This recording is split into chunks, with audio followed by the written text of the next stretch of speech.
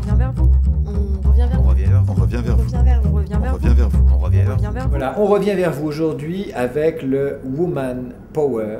On est avec une dirigeante qui, paraît-il, fait partie des 50 femmes les plus influentes de la planète. Donc on va parler de Woman Power avec la patronne de Manpower. Elle s'appelle Françoise Gris. Bonjour. Bonjour.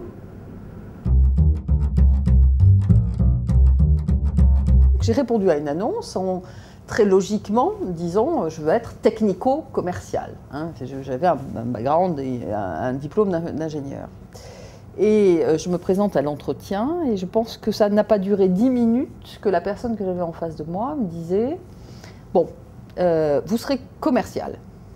Alors on était aux antipodes de ma culture, on était aux antipodes de ce que j'avais appris. Il m'a expliqué pourquoi, mais il avait détecté quelque chose un peu différent. Et puis il avait un regard totalement neuf et différent sur les candidats. Et c'est à ce moment-là que ma vie a basculé.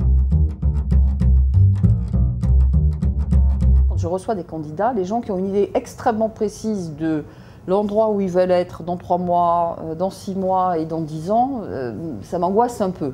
Et je trouve ça incongru à la limite par rapport à la réalité de l'entreprise. Je crois qu'il faut savoir ce que l'on veut dans ce que l'on veut, qu'est-ce qui vous motive, qu'est-ce qu'on veut, qu'est-ce qui va vous donner un sentiment d'accomplissement, qu'est-ce que vous voulez apprendre, qu'est-ce que vous voulez devenir, mais pas nécessairement quel est le projet professionnel précis, cadré, sur lequel, forcément, vous n'avez pas une vision, puisque vous êtes extérieur à l'entreprise. Donc, de toute manière, vous êtes a priori pas très compétent sur ce que va être votre projet à l'intérieur de l'entreprise. Donc, je crois qu'il faut être un peu plus ouvert, être très clair sur ses valeurs. Qu'est-ce qu'on veut atteindre? Ça, il faut savoir. Mais après, comment? Il faut aussi que ce soit quelque chose de partagé entre celui qui recrute et celui qui prend le job. Pour durer aujourd'hui dans notre monde, il faut être résilient. Et pour être résilient, il faut être agile. C'est pas la même chose.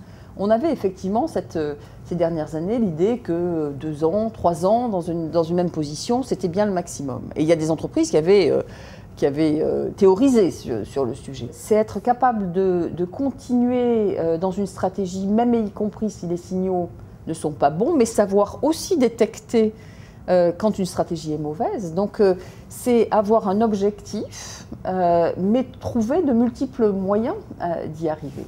Je pense que l'environnement économique d'aujourd'hui nous amène à cette nécessité, c'est d'être beaucoup plus malin, beaucoup plus agile, beaucoup plus à l'éveil sur des signes qui sont des signes d'échec dans un certain nombre de cas, mais qui peuvent être aussi simplement provisoires.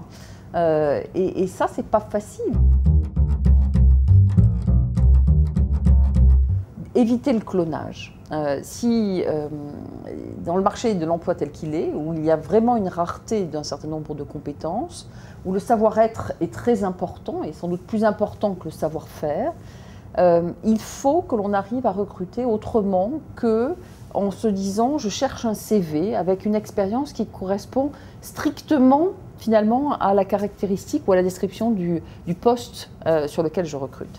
Donc, s'efforcer de travailler sur le potentiel, sur les compétences, mais la capacité aussi à apprendre de nouvelles choses, c'est sans doute très important. On tombe au chômage en France, par exemple, ce qui n'existe, vous n'avez pas l'équivalent de cette expression ailleurs. On le voit bien, il y a de plus en plus de contractuels, de gens qui gèrent leur carrière comme une suite de missions. Et je suis convaincue que c'est évidemment le futur, que la génération Y ne conçoit sans doute son avenir que comme ça, et qu'il faut que le marché du travail s'adapte à ces nouveaux parcours et cette nouvelle relation, surtout, entre l'entreprise et le collaborateur, parce que le lien n'est qu'un lien ponctuel qui se conçoit par rapport à une mission, et cela veut dire une relation qui est plus équilibrée, qui est du donnant-donnant à un moment donné, et où chacun doit retrouver ce qu'il vient rechercher dans l'autre. Donc une nouvelle façon de travailler. Moi j'aime les gens qui veulent laisser des traces, qui ont envie de construire. Alors, trace, ça veut pas dire construire des cathédrales, hein, forcément, mais je crois beaucoup on est dans une transformation d'entreprise, on est en train de bâtir quelque chose de différent, et il n'y a rien de comparable avec la contribution de quelqu'un qui a envie d'apporter sa pierre à un projet d'entreprise ou à un projet particulier. Clairement, aujourd'hui, les recruteurs regardent ce qu'on appelle l'empreinte web des personnes.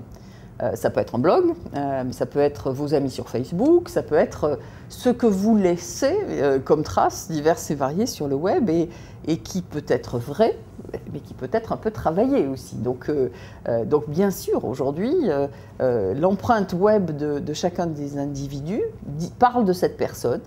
Avec tout avec le bien et le pas bien. Donc c'est évidemment quelque chose qui est utilisé par les recruteurs. Un regard sur l'emploi, difficile à faire passer au travers des médias traditionnels. L'emploi est un sujet un peu maltraité par les médias d'une façon générale, maltraité parce que très souvent lié à des événements dramatiques, une restructuration dans une entreprise, ou totalement macroéconomique, les chiffres du chômage. Et finalement, les problématiques de l'emploi ou du travail sont assez peu traitées dans les médias. Et la pédagogie autour de ces sujets-là n'est pas facile. Sans doute savoir mieux contrôler des réactions spontanées qu'ensuite je regrette. Je suis encore, même malgré mon grand âge, quelqu'un qui réagit de temps en temps un peu trop vite à un certain nombre de choses qui m'agacent. Bon, donc être encore plus tolérante.